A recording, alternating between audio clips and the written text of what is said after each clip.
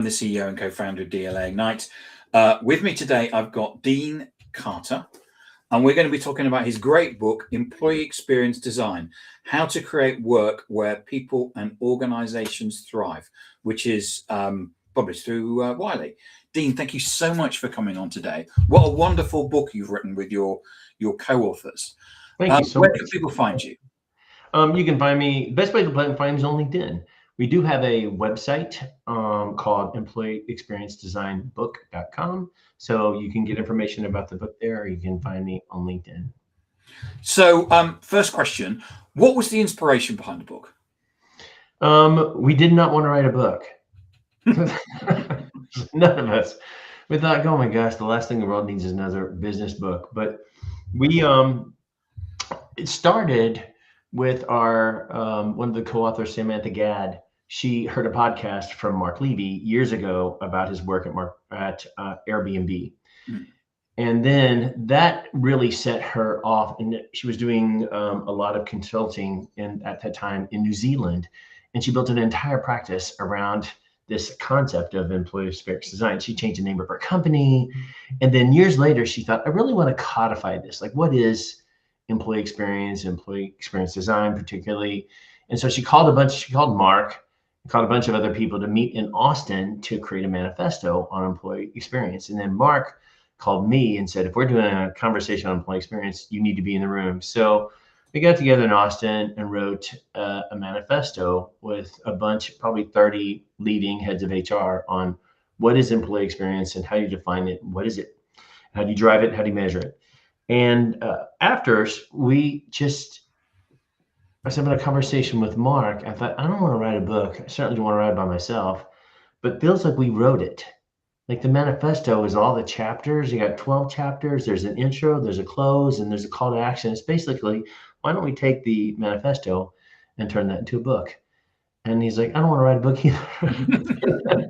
So anyhow, we wrote it. We thought we'd sell 6 copies. And within, one LinkedIn post, it was, the #1 bestseller on Amazon in 2 HR categories. And we're just delighted at the response. And, Tim, I think this moment when employee experience is in the tank, and it hasn't been coming up, like it's been drowning for a very long time in the tank. And there's a lot of reasons for that. And what I hope is we didn't intend it, but it kind of hit at just the right time, I think, for a lot of places to go, okay, what are some options? And there's stories from Patagonia and certainly stories from Airbnb, but there's lots of stories in there that stories in there. Yeah, there are a lot of stories. And so we wanted to share lots of, not just our stories, because people are certainly interested in Airbnb and Patagonia, but I really want to go, there are lots of people doing amazing things in this space. So that's how we wrote the book. And it was a lot of fun. We had one rule.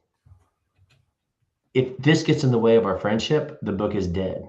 Right. So no arguments, no nothing. We're just gonna have a really good time with this book, and that's it. And we actually had a really good time with it. I'm going to ask you a little bit about one of the stories in a bit, because you mentioned it on our preparation call, which I really want to look. But I want to just dig in and ask you some questions. So you emphasize that EX, so employee experience, should be co-created with employees rather than designed for them. Yeah. What's the biggest hurdle for traditional leaders in letting go of that top-down control? Best practice. Best practice. Everyone wants to default to like what some other consulting did that is the average of a bunch of companies that they talk to. And the best practice is the right practice. I've never seen an employee experience that's designed for one company that fits for another company. For example, when I was at Patagonia, I visited a friend of mine who was the head of HR for a gaming company. And so I went in there and it was just like lights blinking and like scoreboards and Red Bull and vodka and popcorn. And it was just loud and dark and people had headphones on and no one was outside. The picnic table's empty. The trees outside were dead. Like, just like, and I thought, oh my gosh, if anyone from Patagonia worked for this company, they would die. It would be the worst experience of their life. And if anyone from this came to Patagonia, they would die. It would just be the worst experience of their life. So I think, and I'll talk about some ways we engaged employees when we found out they were not having a good experience on the micro level versus the macro level, which I'm talking about right now. But it is you have to design it specifically. You have to listen to employees, and they will tell you what experiences need to change. And I've never found a single solution. It's a challenge with sometimes the engagement survey. You have to do an answer to the average of everyone in the company, which only applies to probably 30% of the company. When you really get down to it, every single team has an issue on employee experience that you can address and fix and work through. So we have to be a lot more bespoke, a lot less here, a lot more here, and let people drive it. At Patagonia, you were famous for the put more in than you take out philosophy. How does employee experience design provide a scalable framework for companies that don't have a nature first mission? Because everybody says, oh yeah, that's Patagonia. Oh, you all go surfing and stuff like that. We're different. Right. I do get the Patagonia. There's like the first thing, where do you work? Patagonia, like, ooh. And then I talk about this, and it's like, and then it's the eye roll, Yeah. So I get that. I do want to, there's a couple examples that aren't Patagonia, and I want to share that. I'm going to share my most challenging example. And I was the head of HR for Sears, not just Sears, but Sears and Kmart. Those were dying brands when I got there, and they were on their deathbed at the moment that I arrived. We all knew it. We were doing layoffs. The head of the company had just voted like the worst leader on the planet. Like this was not a purpose-driven company. It was like stay alive. It was, we had huge amounts of turnover, lots of people leaving. And I was trying to figure out what to do and how do I create an amazing experience, at least for my team. I can't control everything at Sears and Kmart, but maybe my team. So I went to my team and said, okay, we're on the Titanic. And I can't change it. We've hit the iceberg. This thing is going down. There's water in the boiler. Like and everyone on this boat is screaming, and they're all like scared and terrified. And here's what I know you came here for, because you're in human resources. You came here for the humans and to support them. So here's what we're going to do. We're going to be the band. We're going to be the band on the Titanic. And we're going to be here for all these people. And you're going to be the best trombone player, and best tuba player, and best singer, best piano player, best cymbal player. And at the end of this thing, I promise you, every single one of you are going to get a boat that's better than the one that we got on. I promise. So let's do amazing HR. And I want you to have an amazing experience. I want you to learn and grow. And I want you to be so much better as a result of this experience. And let's just do it. And 6,000 people jumped in and played the band. And we won awards for the work that we were doing. We had highly innovative things that companies are replicating today. It was a really spectacular moment. And the people would talk about now, retro, that those 5 years at Sears were the best years of their life and the best years of their career on the Titanic. So if you can, Patagonia, yes. And by the way, in Patagonia, the HR team was in a double wide on the edge of campus. So it's not like we lived in the, it's like, it wasn't like, rock star place to, work in. But we lived in, and we worked in a palace in Sears. It's a really amazing place with waterfalls and, gourmet food and swans in a lake. And still, all those amazing things for employee experience were really challenged, and you really had to focus on their needs at the moment. So, and that's my story. You can do amazing things that Patagonia did, and I can talk about those, which could be Patagonia or anywhere, but you can do it in the worst situation possible and still drive amazing experience. Your book adapts the double diamond design process. So discover, define, develop, and deliver. Which of these 4 stages do HR departments typically fail at most often, and why? Well, the beginning and the end. I think that they just jump in to solution really, really quick without going into the understanding exactly what they're designing. So they go to best practice, they read some article on HBR, and they're like, let's do that.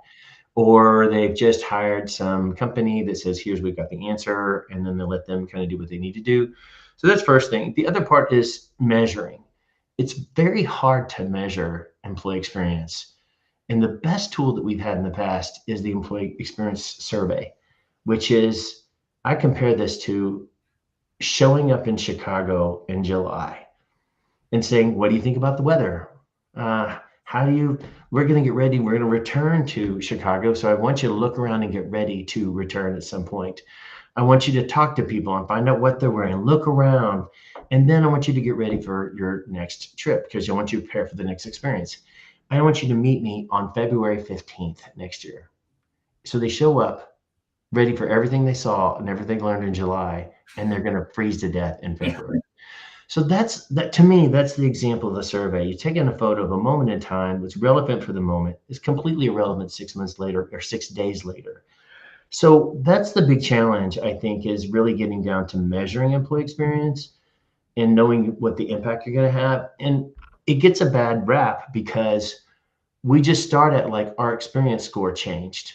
We went from 72 to 78. Who cares? Like what? How did it impact the business? Did it impact innovation? Did it impact revenue? Did it impact profit? Did it impact intent to stay? Those are the things that we forget to tie it to on deliver. In product design, we fail fast with prototypes. How can a people leader prototype a new cultural initiative or flexible work policy without causing chaos or breaking trust? Oh, I've had one example of a horrible failure and another example of a wild success. So this particular example is one where at Patagonia, our climbers and skiers are leaving. And we need them desperately because to design, specifically on product design, to design a great product you ski in, you had better be a skier. Right. And if you can't design things that look pretty, because if they fall apart and don't work on the mountain, then that you die. You die, yeah. You die. So if it's not cold, not warm enough, you die. So the stakes are pretty high in terms of high quality, and you got to know it. So they were leaving, and we went to them and said, "Why are you leaving?" They said, "Well, we're leaving because we love to climb and ski. You hired us for what we love, and you're in Ventura, and everyone around here surfs. And so great. The ocean's beautiful, but we're not ocean people. We're mountain people and climbers. And to do that, if we leave on Saturday morning, by the time we get there Saturday night, and then we kind of maybe get a run or two in, it's time to come back to work on Sunday. We just don't have time." So we came up, I said, "What's the solution?" I'm like, well, if we had more time off, like, could we do that? So we worked with them and decided to experiment with a 4-day work week, which was this was 15 years ago. No. And we decided this was the structure of it. We were going to close every other Friday. Actually, close every other Friday, everything, because we didn't want some people working and some people not working. Yeah. And then the other Friday, we worked a half day. So we basically took work and condensed it into 4 days. We didn't chop off a day. So you still worked, 80 hours across 2 weeks. Then here's what we did. We measured it. So we said, let's talk about the experience you're having right now. Let's look at productivity, innovation, collaboration, productivity, all those things. And also let's ask some things about your life, because this is really what we're trying to impact. Do you have time to do the things that you love? Do you have time to climb and ski? And then we went a little bit further than that. We asked, do you, what's your relationship and how does work impact your relationship with your spouse? How does work impact the time you spend with your kids? How does work impact the time you get to go to the doctor and dentist? How does work impact the time you get to buy healthy food? All these things about just a good life. We implemented the 4-day work week. We took the survey again 8 months later. I feel like company has impacted positively. My relationship with my spouse went up by 70%. I feel like the company gives me more time to spend with my children, went up 90%. I have the ability to spend more time and do the things that I love, went up 92%, and our climbers and skiers stayed, and so did everyone else. Became the most sticky benefit. So one thing we can never take away, but productivity and innovation went up slightly. And so we had improvements in productivity, innovation, collaboration, and every single indicator about, life improved too. And this is a lot, this where the concept of giving back, and the question that we developed as a result of that was, as a result of what I put into my work, I believe the company gives back equal or greater value to my life. Yeah. This is the regenerative question that evolved from that moment. So that's just an example of, we took something, we took a challenge, we worked with employees to design it, we measured it, and we used measuring tools that no one else had measured before. That's really critical. You may not have the tools available to measure what typically people measure. So think differently about that. And then we tested it. If it didn't work, we would have done something differently. So it worked wildly, which was our big surprise. And so there's a big learning for me in that. And guess how much money that cost us? Nothing. Okay. Zero. We get a massive value of benefit that the cost to the company was zero. Like, so you can do things. You don't have to buy a lot of ping pong tables and more snacks. As a matter of fact, there's not a single ping pong table at Patagonia. And you can't buy snacks. No Doritos, no ice cream, and no dessert, no cookies. No, not even a soda. Like, those are like, people go, I want sodas. You're like, no, you can't have a soda. This is a sustainable place. You can't have a soda here. We want an ice cream machine. No, we don't have sugar here. We don't even have meat. So there were like things about the employee experience were designed, for Patagonia that we said no, because if we said we're saving the planet, it doesn't make any sense to do these things that don't do that in line with our values. And if you want ice cream and ping pong tables, go work for someone else. This is the experience we're driving specifically for you. And yeah, those are like, no, it's great. They want the ice cream machine back. I'm Yeah. like, it's not coming back ever. So with the rise of remote and hybrid work, the physical office is fractured. You actually talk about this in the book in Patagonia, because you've got different people who like, as you say, some people like skiing, some people like surfing, and that. How do you create a cohesive experience when the workforce is never in the same room? Couple things. After Patagonia, I left and went to a company called Guild, which is another B Corp. The founder and CEO of Guild decided after COVID that they were going to be a remote first company. So everyone could live basically where they wanted to live and continue to live and do that. So they still kept their corporate office, which was vacant. There were a few people in Denver who still came to work. But we had the same challenge everyone else had, which was, I feel alone, I feel depressed, I don't feel like I've got a community, I don't feel connected, and I don't want to come back to work. I want to come back to the office. I still want to live in Montana. And so I gave the problem to a group of people on my team. They said, can you figure out a solution to this? Do we have to accept this? And here's what they came up with.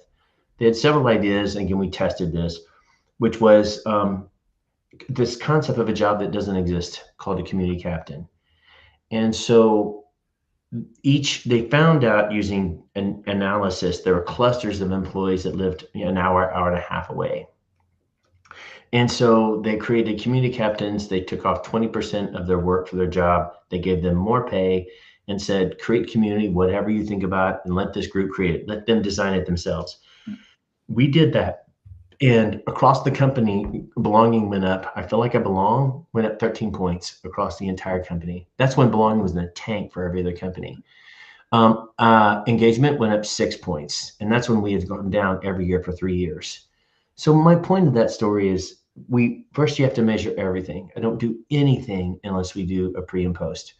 Second thing is sometimes when solutioning, you can't use the same tools you used in the past. If we use just the job descriptions we had in the past, we never would have solved that challenge. Third thing is you have to think differently. When you work differently, you have to think differently and actually find really smart employees and they have a solution. Yeah. It's still there today. So someone said, oh yeah, I was hired for a guild and I went to Chicago and the community is like, hey, come on, we got a few things planned this weekend. We're going to do this. So it still endures. So does the 4-day week. When you really do experiences that are aligned with purpose, aligned with a company that makes sense, and you statistically improve them with data that they work, they endure. Excellent. Dean, thank you so much for coming on and talking to us today. I really enjoyed the book. Thank you so much.